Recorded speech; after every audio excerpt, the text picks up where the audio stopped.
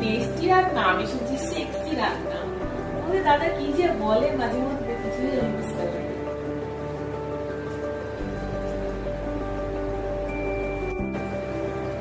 মাংসের ঝোল তো আজকে হয়নি, আজকে তো মাছের ঝোল হয়েছে।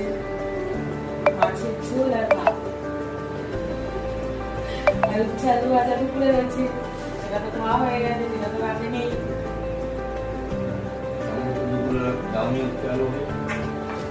আমরাই খেয়ে নিয়েছি।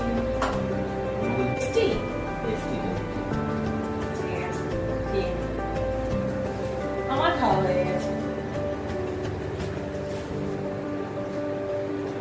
তোমাদের কার কার খাওয়া হয়ে গেছে জানাও আমাকে, ঠিক আছে? কমেন্টে জানাবে, ঠিক আছে? আমি অ্যান্সার করে দেবো। তোমরা যদি কমেন্ট করো আমি অ্যান্সার করে দেবো। ওকে, চলো টাটা, গুড নাইট।